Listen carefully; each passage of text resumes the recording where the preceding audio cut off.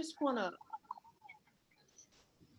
I don't know if you guys have heard, but a former Beacon Hill Council leader, Judith, I don't know if you guys know her, she recently passed away. So I thought it would be good to give a moment of silence. She's been a long time community activist in Beacon Hill, and she was a good mentor to me. So a lot of people, you know, gave me the ropes. So I appreciate it from Judith. And please, I invite you, if you know her, if you want to make some comments, that would be so appreciated.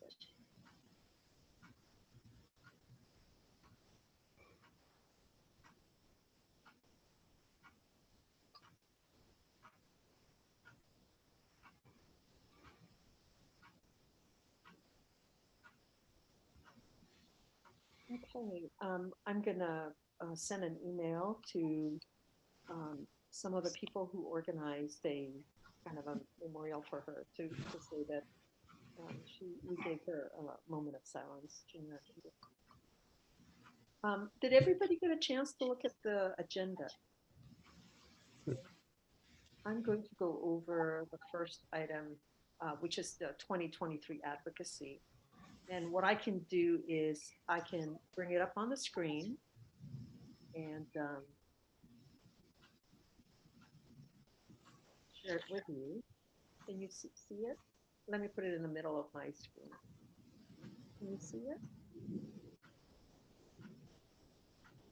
So what I'm interested in doing is reminding us that we have quite a number of long-term goals that we've been working on, and really to share with the community that these are items that we would like to continue with and get your feedback and comment on them. Um, so if I may, I'm going to start describing them, and I'm going to stop after each point. Okay. The first item is the anti-displacement with a stay in place for homeowners, low income rental housing, and home ownership. This goes back to the work we've been doing since 2016 when we appealed the Mandatory Housing Affordability Act because it did not have enough safety for our community. Beacon Hill was reported to have the highest gentrification rates in terms of displacement. Part of it too is we're the second to the last area. Um, Ballard used to be a place where you could buy land with Seattle and then South Seattle. So we're, the Seattle Comprehensive Plan is coming up, as well as the Washington State Middle Housing laws are coming up. And last year, what we did was to um, communicate with the state to say, here are some of the um, edits, amendments that we would like you to carry. So it didn't pass last year. There's anticipation that it's going to pass this year. So I'm just going to pause and see if there's any questions or comments. So I'm not able to see you. So go ahead and comment as you need to.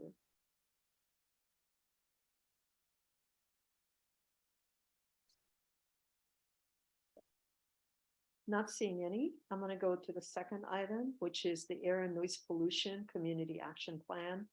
Air and noise pollution comes from three sources in Beacon Hill: the airplanes that go over us, the roads and vehicles from I-5, I-90, MLK, and Rainier, and also from oil heated homes.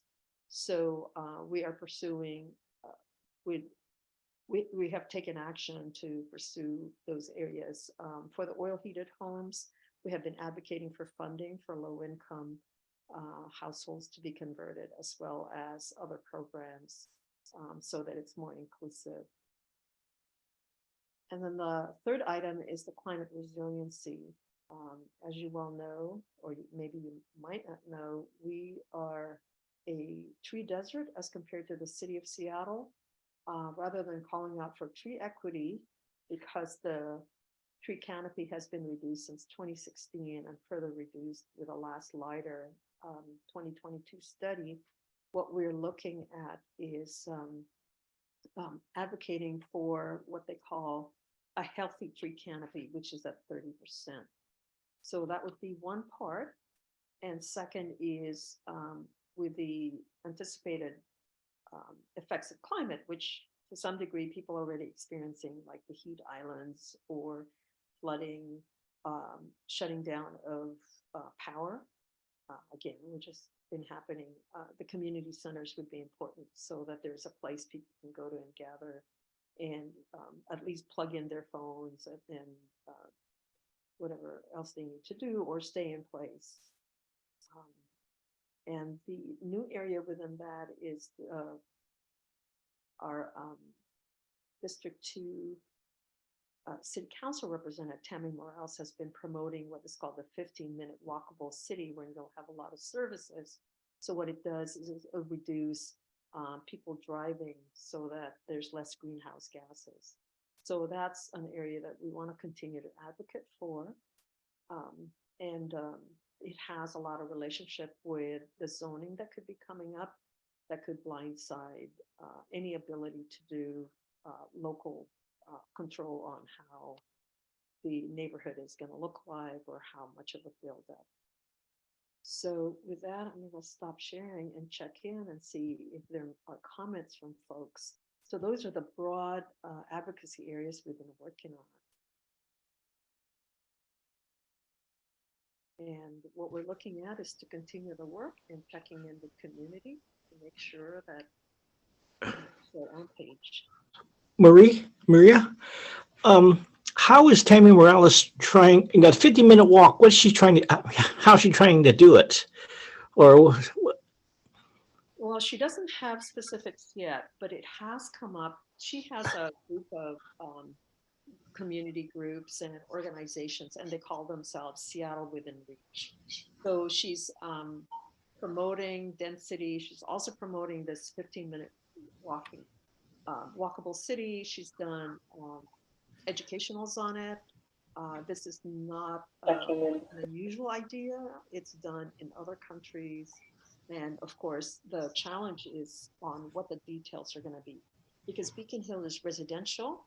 We don't have necessarily employers on Beacon Hill. We have some, but, and also it would mean that we would have to look at the whole of Beacon Hill. We're 6 miles long to see how that could play out. But it seems like a promising idea.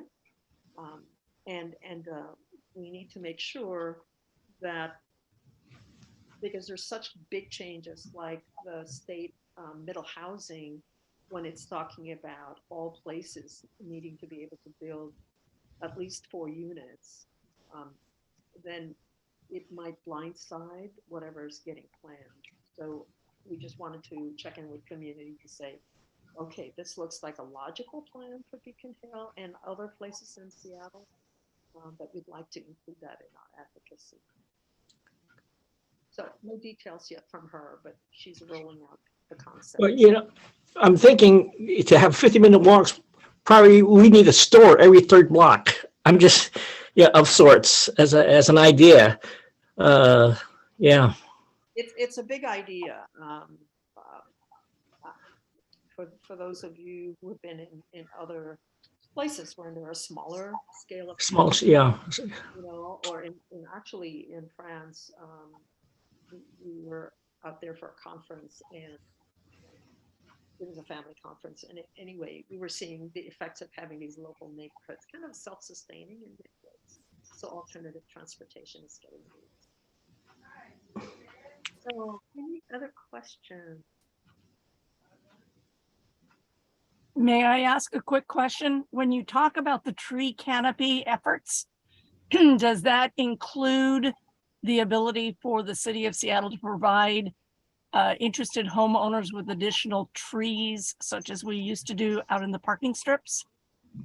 Well, I think that's a good one to add. You know, Mhm. we have not advocated for it actively, but boy, if the community wants it. Another idea that one of the policy analysts suggested to me was to see if we can talk to the SDOT, Seattle Department of Transportation director, for them to take over the sidewalks where the trees are growing. Because right now, so they can plant more, they can take care of it, because sometimes the sidewalk will also break, and it's the homeowners who are usually responsible for that. And so they may be able to increase the density of trees. And I think in Beacon Hill, we need to actively look for places or pieces of land that we think we should be able to save. So the King County Conservation grant process is going to be opening again. That's the grantor that we got the $3 million to purchase a piece of land that has trees. So we're still waiting for that purchase to go through. But you know, you guys, your eyes and ears for the community. Let us know. Okay. Now we also, I also started organizing environmental justice, Beacon Hill Council Environmental Justice Task Force on Trees. The comprehensive plan is done every 10 years. It's a big effort, and we need to have really educated folks to engage with that. Amelia. I have a quick question about 15-minute walk. Is that going to include the improvements on sidewalks or development of sidewalks? Because there's a lot of areas in Beacon Hill that don't have any sidewalks and people are walking in the streets. And so if it's not safe, people won't walk. Emilia, that's a great one. What we need to do is I'm looking at Dee and Kalia and Peter eventually. Oh, excuse me. We also have a bicycle team that will be dealing with the north, middle, and south bike trail. I think that's a very important thing to integrate into their work for SDOT to know. Thanks, Amelia. We've taken that note down. Okay, other thoughts?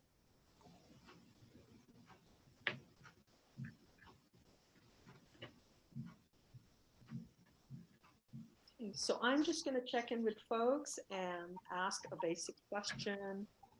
As community, would you give us the go ahead to continue advocating for these areas? And you can raise your hand to say yes. I'm going to ask yes first, then later no and so forth. Okay, raise your hand, please. I'm doing a count. And for those of you who are not on screen, if you can use a Chat. Thank you. All right. Okay, I think did everybody get an opportunity? Okay, thank you so much, everybody. Just want to give you a clap. I know you've been with us throughout this journey. Okay. The next piece is, it's 7 o'clock. We're a little early, which is good.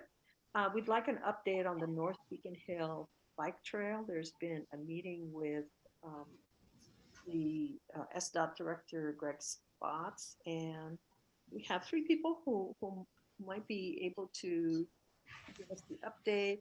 Dee is here, Peter, Kalia, Amy. Who would like to do the update, please? I can just go over really quick. Anybody else, feel free to hop in if you got something I forgot. But yeah, so we met with the SDOT director on December 10th, and he came out to 15th Ave. We met at a neighbor's house right up at the top near Gulf Drive. And we just kind of explained some of the same stuff that we've been talking about in these meetings throughout the past months to him about the parking concern, as well as the integration with the former Beacon Hill town plan. And I think overall he was pretty receptive to the things that we were saying, and hopefully we can continue the communication and have an open line of communication with him going forward and throughout the rest of the design process. So another thing that was discussed possibly was residential parking zone permits for the people who live along 15th and in the surrounding side streets. So that's one idea that was tossed around, and so hopefully we can keep discussing that. And following the meeting, we got an email from the manager of curbside management. His name is Mike Cheasty. And he said that he would be involved, him and his team would be involved in addressing some of our more specific concerns about parking going forward.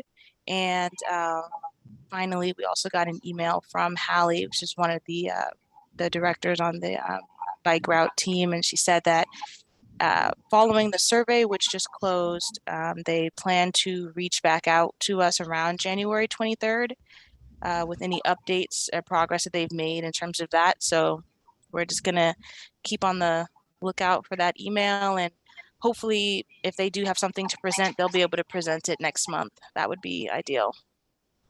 Yeah. Good job, you guys. Really good job. I have a question for Kalia. Yeah. Can you say more about what your concerns with parking were? Yeah. So just quick rundown, I guess, for anyone who is not super familiar. So the Seattle Department of Transportation is trying to put a bike lane on 15th Ave South. Is going to go from the bridge all the way down to Beacon Ave. And all of the parking along 15th Ave is going to be removed. So all of the parking on the east side of the street is going to be removed. And a lot of the residents that live along the street have an issue with that. They don't have access to off-street parking. The side streets are already really crowded. So just the idea of having everyone to squeeze on these side streets is not ideal. Not to mention the safety of the streets are really steep and traffic's really fast. It's a long list of issues, but that's the sum up of the concern about parking loss and just trying to force SDOT to come up with ideas to support us and not just leave us hanging. So. Yeah, just to put in the bigger picture, when we had the meeting with Greg Spots, basically there's 4 large issues. One is the way they do their planning process. Their planning process is only restricted to the area they're going to change. So many different times we have to say that, like the bridge from Chinatown, when they put the bike lanes, they didn't contact Beacon Hill. And so we've done 2 or 3 meetings and we've had to basically say, no, you have to do what is called radiator study. What about the streets that are going to get impacted because the parking is going to spill over? We asked them to do south of Bayview is our district, our business center. And I didn't see it myself, but somebody told me that they actually set aside parking for the businesses, thank goodness. There's also another issue about they want to move the bus stop and it's going to be coming into the PacMed parking building. And so it was like, no, move it to the south so that the cars can go through. And PacMed itself, they are building a stay-in-place multi-generational housing on the north lot. And they were very concerned that the bicyclists will not be safe as they're coming southward and cars will be coming into a one-way street to get through there. So the conversation is going to be much larger. We have 4 topics: communication, planning, how they're conducting their planning. They proposed cutting 100+ trees in a development down in the gardens, and that's not okay because there was a development plan before that did not include cutting trees. And then we have neighbors who want to do a much faster collaboration so we can have those circle stops to slow down the traffic on the residential areas. And there's one more issue I'm forgetting. So it was a very good meeting to say, here are 4 issues. First audit issue is this one, of course, the middle and South Beacon. So both and walkers have done have walked the area, made recommendations, and that didn't respond to us until it's been a year until this recent one. So I know that was that might have been a lot more than you wanted, Erica, but I think it's important that we keep everybody on the same page on this. So it's Thank you. trying to balance because part of the promoting alternative transportation is reduction of air pollution and greenhouse gases for our community. So we're balancing that with the parking needs. So accessibility, those delivery trucks, they just stop smack in front of the middle of the road. We have some safety issues for folks. So, and ADA issues. We have elders who also have people coming to help them. So there's a slew of collaboration and creativity that we're wanting from this process. Thanks for asking. Okay. Anybody else? If not, I'm gonna. Anything else on the Beacon Hill bike trail? I'm looking around. I'm not seeing any more hands. Okay, we're doing good. We're going to move next to an update from the Cheasty green space. So Sarah, Lisa, your hand is up. Yes, but I'm just wondering if everybody who's not speaking could turn their computer to mute. I'm having a very difficult time hearing because there's a lot of intermittent noise. Good point. Thanks, Lisa. Thank you. Thank you, Maria. We're going to give an update, pretty brief update about the Cheasty bike trails and some future plans that the Parks Department has shared with us. And can you share, allow Kathy to put a PowerPoint up, share your screen with Kathy Colombo, and Kathy and I will do the presentation. It's not going to take too much time and we'll have a chance for questions. So Friends of Cheasty has been a longtime organization advocating for the preservation of the green space around Cheasty, which is a 56-acre parcel, pretty big, and contributing to some of our trees in Beacon Hill. The Parks Department has opened the beginning part of the mountain bike and pedestrian trails that they have had under development for a number of years. And the trails opened in the fall in October. And we've had a chance as neighbors to make some observations about what's the impact of the trails thus far. And what we want to do today is talk about that, talk about Parks' proposal to move forward for developing more mountain bike trails, and then request a letter that we're going to share with the board that we would like the Beacon Hill Council to endorse. So Kathy, if you could go to the next screen. So for those of you who are or aren't familiar with Cheasty Boulevard, the circled area is the picture of the South Loop, which is up near the intersection of Beacon and Cheasty, just to the south of Jefferson Golf Course. And that's where the new trails have opened up. There are 3 bike trails and 1 shared trail, which is pedestrians and bikes together. So our observations about the development here, which we've been monitoring for a long time, and parenthetically, the use of the trails and the impact will be monitored by the Parks Department for 3 years, and we will be contributors to the information that goes into the monitoring. One of the things that, or one of the early things that we discovered in as they built the trails is that the contractor, Evergreen Mountain Bikes, needed to use mechanized equipment in order to actually build the trails. It had to do with the terrain, and they felt they couldn't do it manually, which is what they had indicated in the beginning that they would do.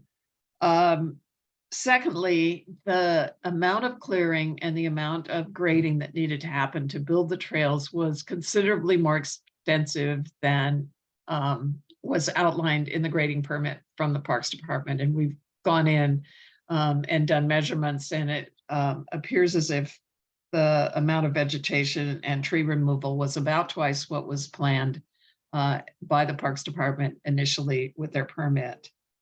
And so it's got some impact. The trails are open, and there will be future monitoring, both with an outside contractor and neighbor observers of this space and how it is used. But the trails are open, and I encourage people to, when the weather's at least partly reasonable, to go and visit and walk down the shared trails, or certainly use the bike trails if you want to.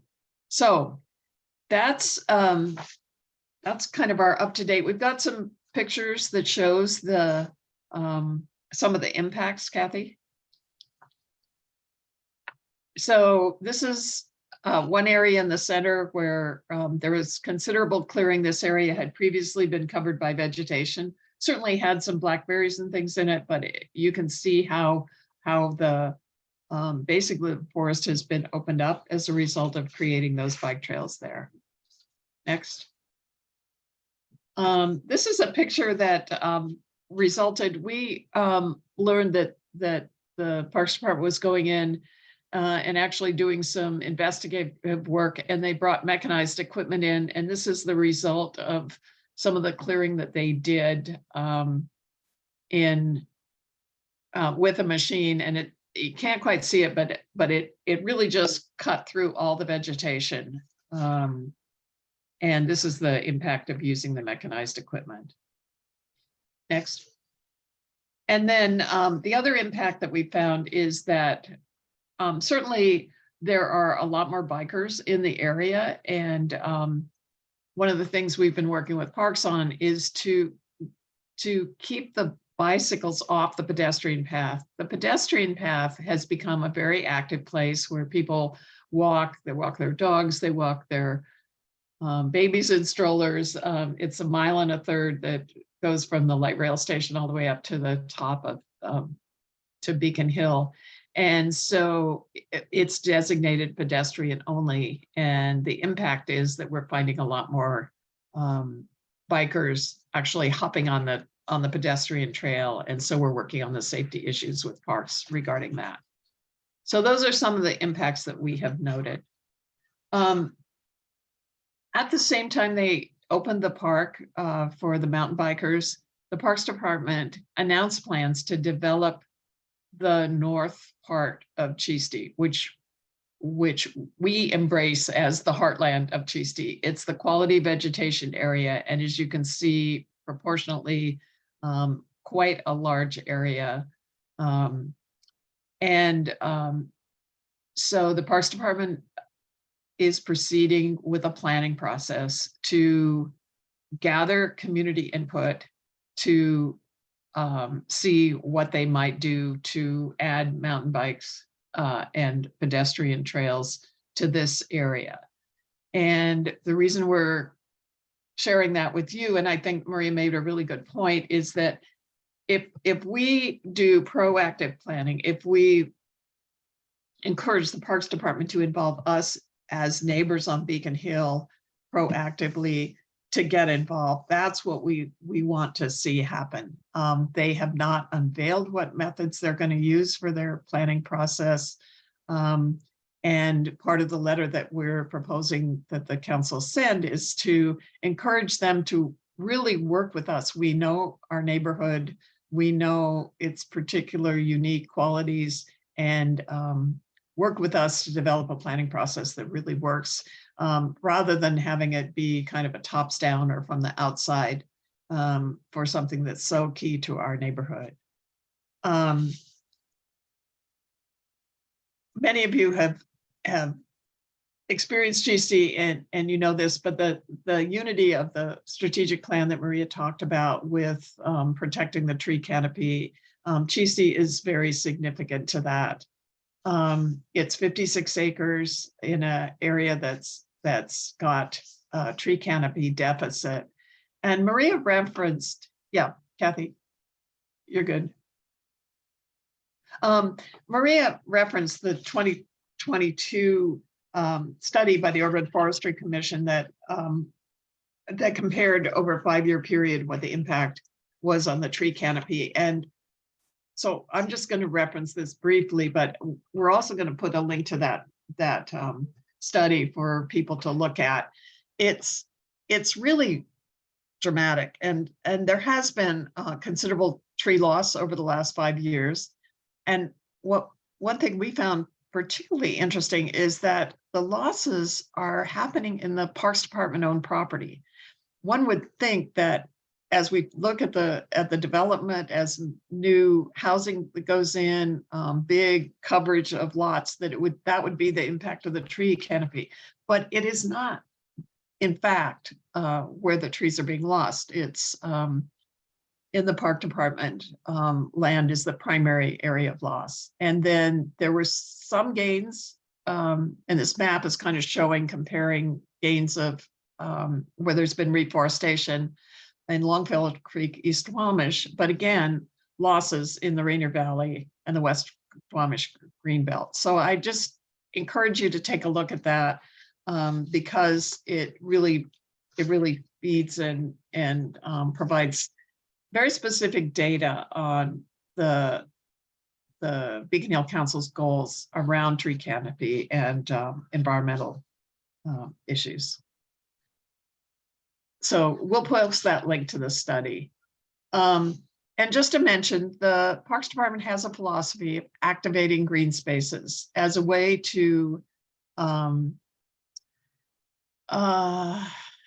discourage uses that they see as detrimental. And it's our philosophy that we need those green spaces. We need them for our own preservation. We need them for the health of our community. We need that for our community members. And so we do have a little bit of a tension there. And this tension is brought together just really a lot in this project. So then what I wanted to follow with is that we've drafted a letter to the, that it's just our ideas to share with the Beacon Hill Council, and Kathy's going to go over the key points of what we're asking of the council in that letter.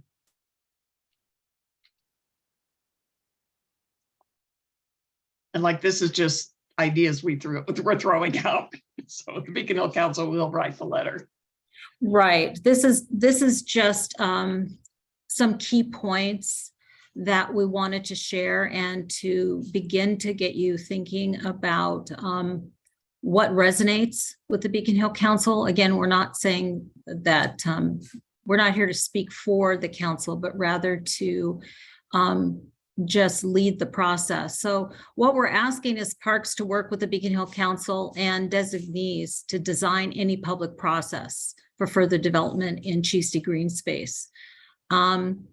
We are a unique community. We want them to recognize that, and we do have extensive experience in reaching out to our neighbors, to listen to Beacon Hill neighbors, not just outsiders, because we really are the primary stakeholders for providing input into the uses of the important green space. To also assign Mike Schwindler, who is the project manager for the Beacon Hill Trails project, to provide monthly updates so that we can hear, and also so the process is transparent. To recognize and respect that the project is governed by a lengthy mediation process that's been undertaken by neighbors and the city, and to follow those agreements that have been developed by both parties. And before any bike park is developed, to reconsider what they're thinking, because right now we're not sure what they're thinking before any more damage is done. Sarah, did you want to add anything? Nope, just to thank people. Okay. So again, we appreciate everyone's time, and we want to encourage everyone to get involved. Show up at public meetings when you hear about them. We do have a monthly bird census. Every second Saturday, we meet at Rainier View, and we have master birders who do lead the bird census on the North and South Trail. There is this Saturday from 10 to 12 across from 3820 Cheasty, a planting and restoration event that's going to be taking place, and in February as well. Please use Cheasty. Walk along Cheasty, be more familiar with it, understand what's there.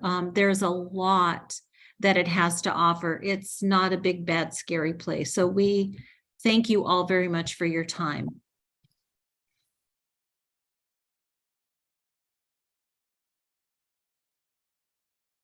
Maria, you're on mute. Thank you. Questions, folks? Do you guys know where Cheasty, the green belt is? Yes, please. Question. So on the original Cheasty Boulevard that you've already put something into position, are there lights so that the trail is well lit regardless of the time of year? So there's two kind of parts of the boulevard. There's no lighting in these new bike trails that have come up. And then the walking path of the boulevard has pretty subtle lighting, but it's lit like a street. And but it's the woods, so there isn't a lot of ambient light there. And just to clarify, so it's not our project, but I'm just pointing out the what No, that part is understood. It's just from a security standpoint. I don't think I personally would be going to any of these places if it's twilight, or, I mean, certainly not by myself. Sure, understood. I think one of the things we can probably do is if there's a guide, Sarah or Kathy, if there could be a guided walk, I think that might be important for folks, because we don't always know. I mean, I certainly didn't know about the value of the why it's called the heartland. You know, what are the sensitive areas that are within the forest? What are the native trees as opposed to, and explaining what the mediation requirement is. So, because it's not enough to say you have to stay within the pathway, you know, I believe 4 feet on each side, or also has to be cares to not disturb. So that kind of educational would also be helpful. Questions, comments? I had a question. I was wondering how well are I was actually at Cheasty today, and we walked the shared path, and there was one mountain biker. She was very polite. I was wondering how well the interaction is going on that shared trail where the pedestrians have the right of way. Have you had any problems with confrontations at all? Well, I personally haven't noticed confrontations. There are a couple of ways, and Kathy, maybe together we can figure out how to post them. They're inviting people to comment if they have problems, but I gotta say, if somebody's kind of running too close to me on a bike, the last thing I'm probably going to do is get on a Survey Monkey and say I've got a problem. So what we're trying to do is try to use even Find It, Fix It and other means to get feedback. But again, I haven't personally had problems. I think, yeah, I think that the more problems have been on the walking path along the boulevard itself, where people are whipping by when there are a lot more pedestrians. Yeah. I have to say, I was there, and as somebody who does a lot of trail building with other organizations, it's really a pretty nice trail. And as far as lighting, if you put lighting in, you'll totally destroy the whole ambiance of the nature thing, because that owls are going to stay away from lighting. And if you want to encourage the nature thing, that is not going to happen. One other comment is on Beacon Hill. I'm a forest steward for a plot of land on South Beacon Hill, and our forest is a pretty degraded forest. So some of the loss of tree canopy is because some of the big leaf maples are at the end of their life, and they're all falling, especially the ones that have been like totally encrusted in ivy for 20 years or so. The other thing I would say, we were also at the north end where it's much wetter. That is going to be a much, much more difficult place to ever build a substantial trail because of the dampness. And on Beacon Hill, we just had an amazing stairway installed, and it turned out to be a $1.4 million project. And part of that was because Beacon Hill, it has all these natural springs, and they wound up with so much water. So I think that's going to be, if they decide to do anything on that north end, that is going to be a very expensive proposition. So Jerry, that's my comment. Jerry, on a separate note, would you connect with me offline so that we can take a look and see if the King County Conservation Features dollars can get a reforestation study and what are good trees to replant? I believe that's covered in the grant, so we can take a look at that.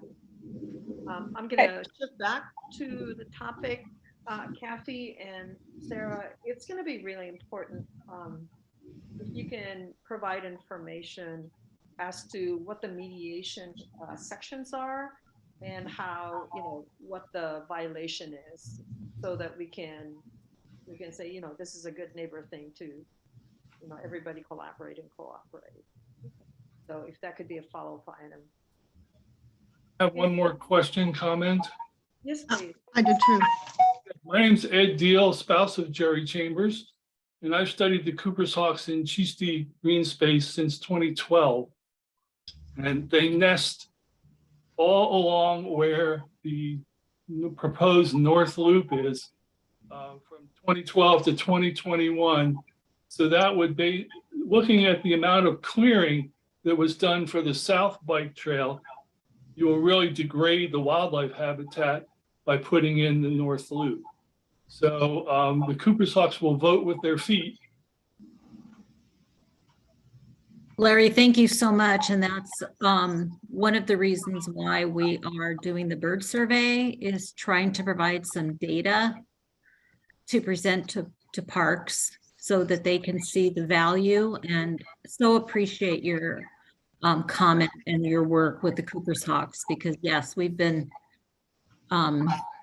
keeping track of them, and they're very shy birds, so they will move out. Thank you. I was wondering if that map could come back up for those, if there are anyone who is not familiar so much with the slope and the wetlands.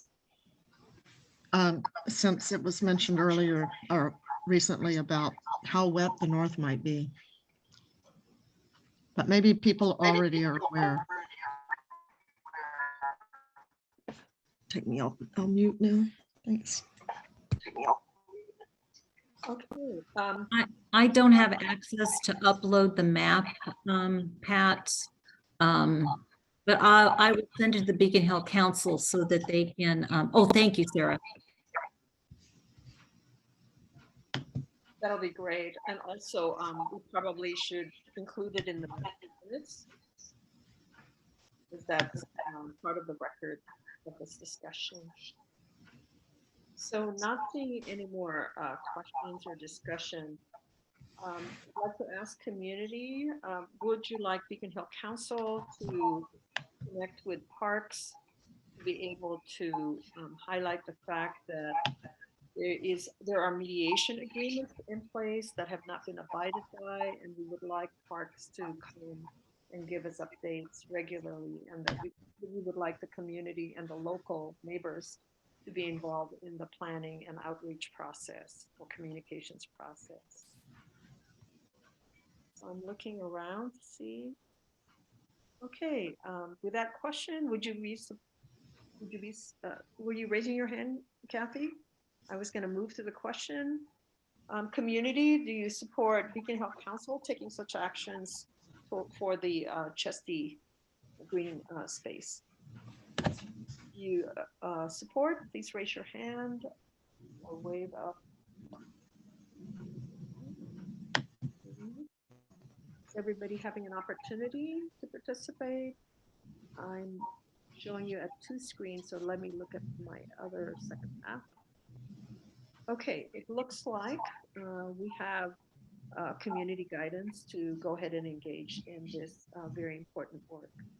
Thank you so much, Kathy and Sarah. And if you can please send the PowerPoint to Lisa, and then we'll get that as part of the record. Okay. Next topic, 7:28. Sorry, my apologies, Eric. We were running a little bit late. Very important discussion. So, Eric, tell us about the French American School of Puget Sound and how you guys want to be, how you want the students to be involved in the community. Good evening, everyone. Thank you, Maria, for the opportunity to say a little bit about us. And since I want to be respectful of everybody's time, so what I'd like to do is to invite everyone who is available to join us. We will organize a community event on Thursday, this Thursday, the 12th,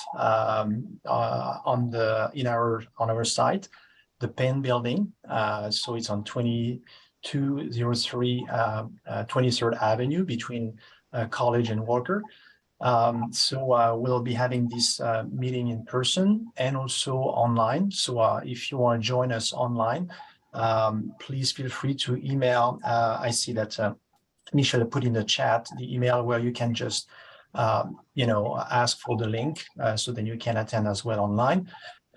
And for the ones who will be in person, we'll have also king cake, so which is a quite popular tradition in France.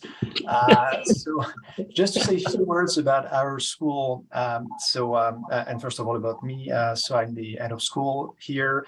This is my 13th year as the head of school. And so we started the school in 1995. We came to the island, Mercer Island, in 1999. And so we purchased, this piece of land on the 28th of September. So it's pretty recent.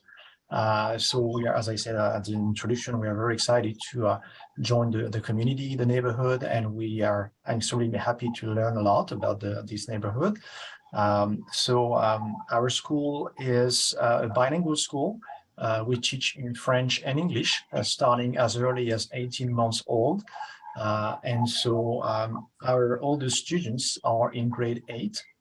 And we would like our flagship school to be, in this new piece of land. So it's going to be hard to tell you a lot more in this time allocated, but again, we'll have plenty of time on Thursday, and so and certainly more opportunities to engage with our community. So that's just the beginning of the conversation. We want to be, very, great neighbors, and hear from you guys about how you would see us being the best neighbors as it can be. So please feel free to come and to send your, and if you cannot make it, you can also email us about your, what you have in mind, your questions, and we'd be more than happy to follow up with you. So, but I don't know if with the little that I said, if you have any questions so far or comments. Eric, in the past, have you guys done community service? And if so, what kind of activities? So I think I hope I understood you. You asked about community service, right? So yes, we've done a lot of different community services here on the island, or in the Puget Sound region.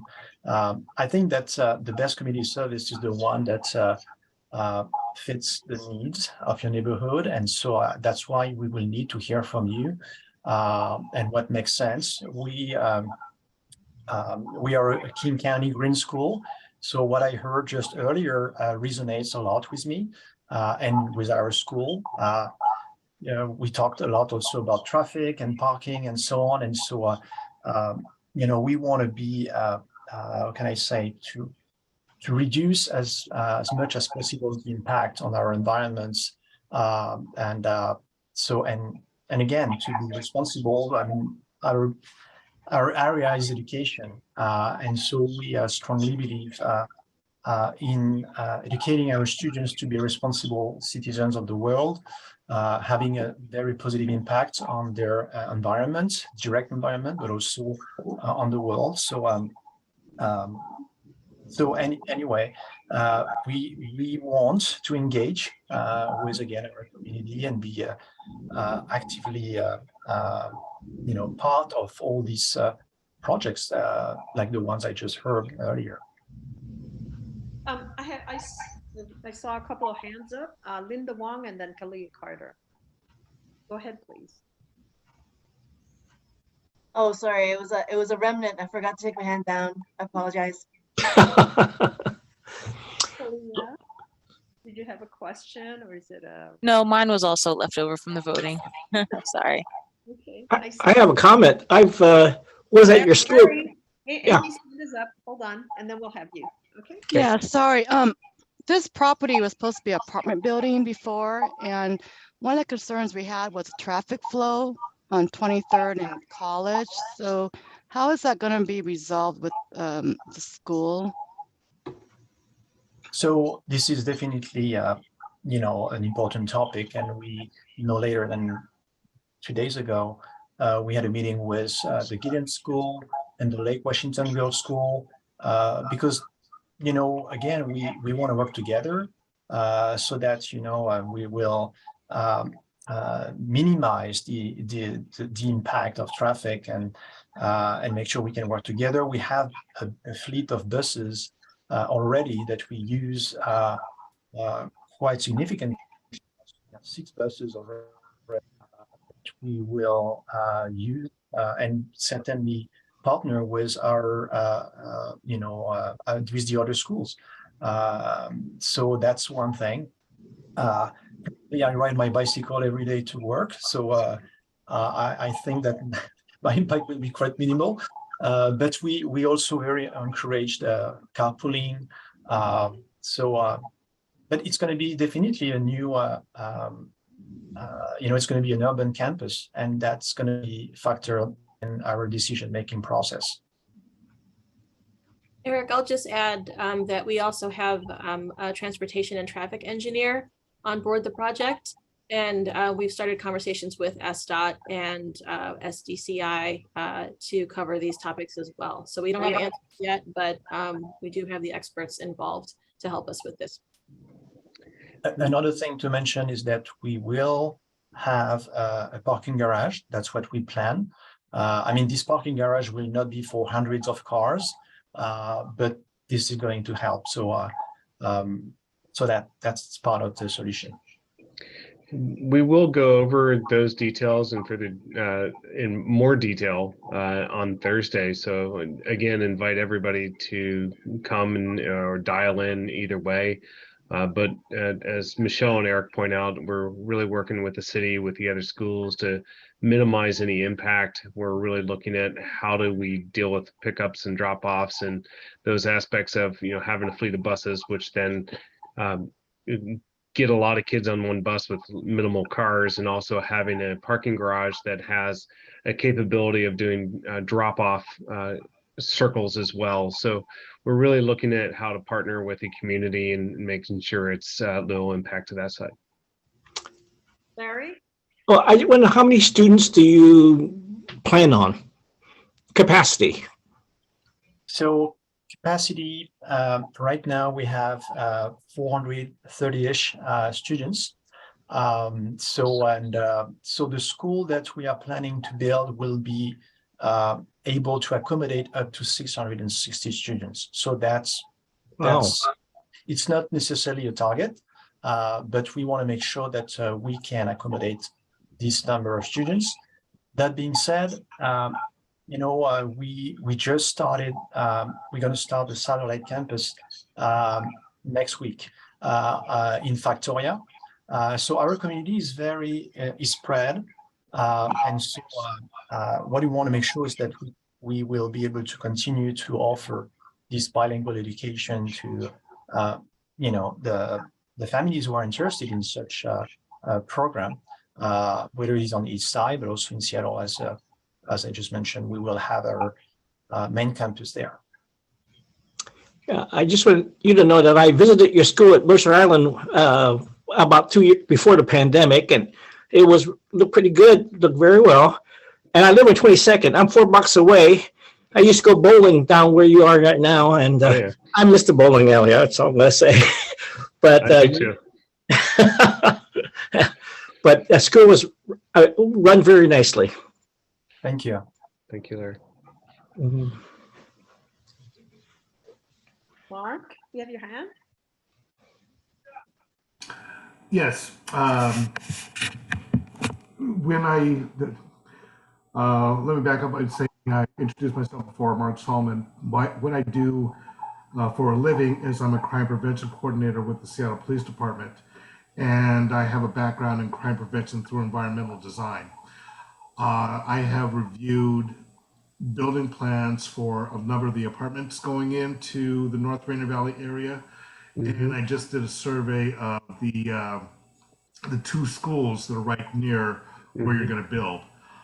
So what I would propose, or here's my request, is if you've got plans of what you're going to be building, I'd like to take a look at them to see if there's anything that I can provide to address any potential safety and security issues. This is something that I do as part of my job, so it's not going to cost you anything. So I will put my information in the chat and ask that you reach out to me so that I can basically give you a plans review and potentially make some recommendations for you. That would be fantastic. Yeah, thank you very much, Mark. I mean, safety is always our first concern anywhere we are. And so as a school, and Maria, you asked earlier what kind of community service or how we want to engage with the community. And so one thing that we have as a plan is to have a cultural center, very diverse one, where we would be able to invite our community and to talk about different traditions, different cultures, different languages. So we would like to organize these kind of events. And we know that the neighborhood is so rich for that. It's very diverse. So that's something that we really consider as a treasure. And doing so, obviously, we need to make sure that we do it in the right way. And so safety and security is obviously on the forefront of everything we do. Right. And just as an aside, I live pretty much on the next block over from Kimball Elementary, which is in the process of being rebuilt now. I've worked with that crew because of some of the issues they've had with tools being stolen, copper being stolen, building. So again, I want to use their experience to head off anything that you may come across. That'd be great. Thank you, Mark.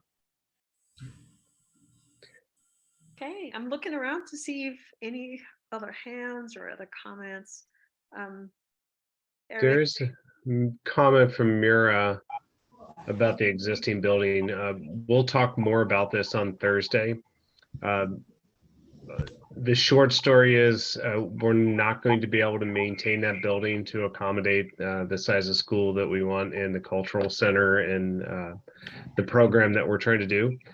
We are very sensitive to the area and the history that is coming around with that, and we're looking for ways that we can repurpose, recycle, reuse components of that building to bring back in and kind of have a respect for where it came from.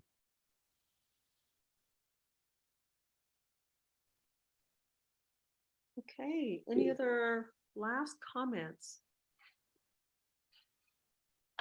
Thank you, Eric. Thank you to you and your team for coming and sharing with us. It's very it's wonderful to have Beacon Hill is so multilingual, so this is just another wonderful ad.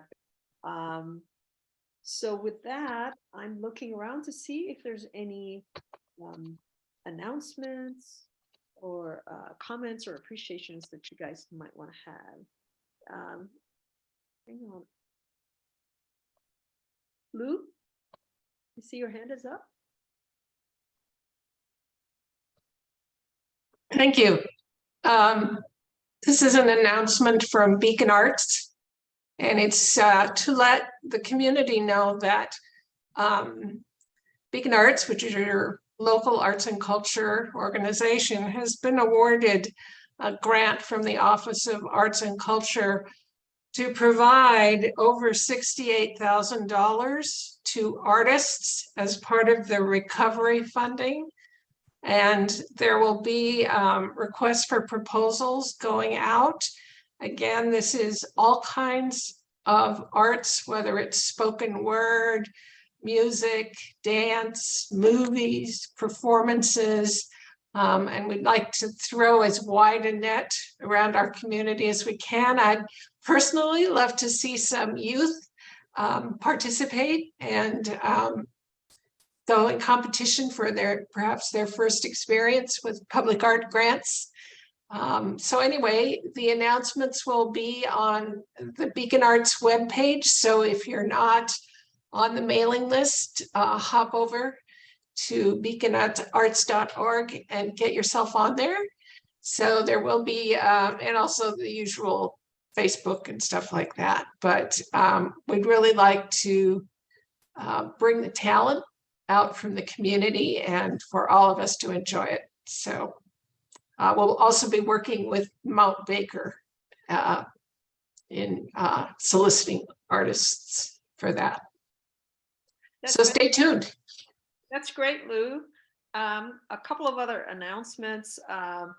We have Professor Holly Taylor from University of Washington Historic Preservation Graduate School had asked if she can offer some of the, what I would say, languishing projects we had. Remember that about 4 or 5 years ago, we found that there were 47 historic places in Beacon Hill that have been identified as meeting the definition of a historic property, but no action was taken on them. So Holly is going to offer it to her graduate students, and if there's interest, it would be great for them to take a look at that list, kind of think through what might be worthy to pursue, and present it to the council and the community. And as you well know, there is no historic landmarking without concurrence by the owner. So it's going to be very important because we have some very unique properties in Beacon Hill. So as an example, where Bar del Corso is at, that was the very first what they call mixed use building. We're in commercial on the bottom and housing on the top and towards the back. So that's one good news. The other one is I had been participating in writing a grant for King County Best Start for Kids. And the health impacts from air pollution from airplanes is one of the key. And we were able to successfully obtain organizing money for the residents around the airport, the 6 cities around the airport, because we have been very successful in Beacon Hill, and we're going to continue that effort to gather signatures. So it's a 3-year grant at $260,000 each year, and our fiscal sponsor and project managing partner is it's called Partners in Change from Equity in Education, and they did a fantastic job with the COVID outreach and distribution of COVID resiliency masks information, where they can get inoculation and so forth. So any other announcements? Quickie question, may I? Yeah. A ways back, there was something, because you're mentioning the artistic grants and so forth that you have. There was something in the works with the Japanese community. I've lost total track of what happened, but there was a plan to build a special archway between the island at 15th and Columbian across 15th Avenue. Does anybody remember that? That was, well, it was supposed to look, excuse me, similar to what we see down in Chinatown or some sort of special archway. And I don't remember whatever came of it. So maybe you can find out if the community still wanted to do that. I know that the whole intersection has finally been recreated, rebuilt. So now would be a great time to be able to put in that arch now that the engineering has been completed. The other thing that Beacon had been looking at is a number of beacons to be installed at various places as artwork, because that was supposed to be, you know, symbolizing Beacon Hill. So in the medians in different places or whatever.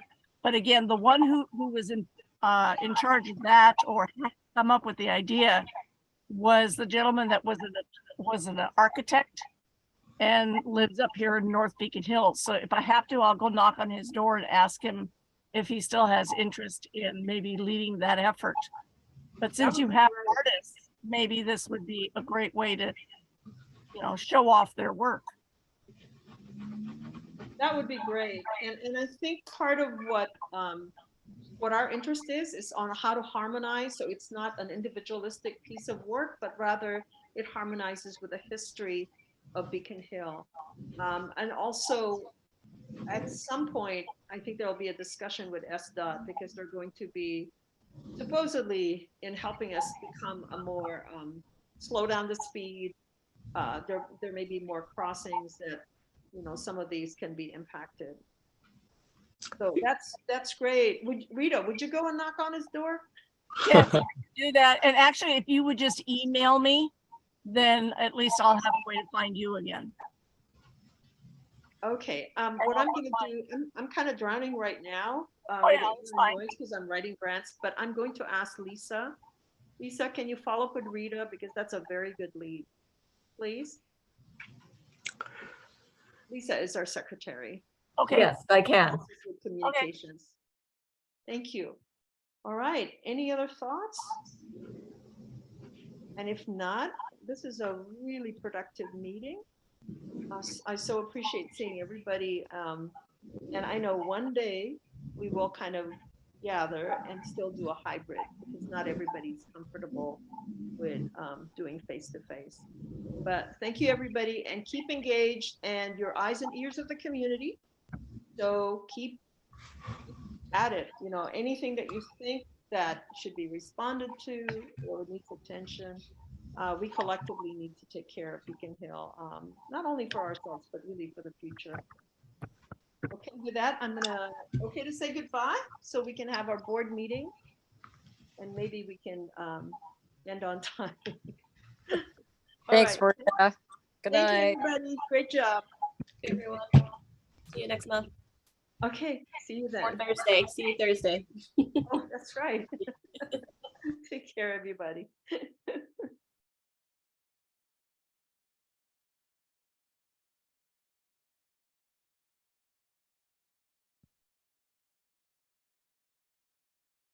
Okay, so I'm going to say good night to the non-board members and have board members stay so we could act on what we voted on in terms of community actions. Maria, Kathy and I are hanging out in case you need us, unless you want us to check in later. I think we can check in later. If you can send the materials, it's really a very well done presentation. Thank you. Thank you. Yeah, I just emailed to you and Deirdre because I had your email addresses, the PowerPoint and the proposed letter. I don't know if you want me to send it to somebody else. No, that's a good start. And if you can Okay. send the mediation language or at least the PDF so that we can refer to it and attach it. Oh, okay, certainly. Okay, will do. Thank you very much. Good night. Hi, Kathy. Good meeting. Thank you, Sarah.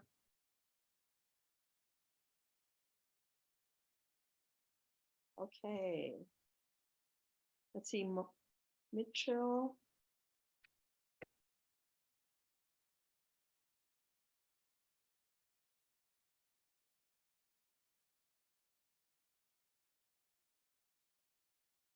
Okay. I think we're good. Shall we end the taping?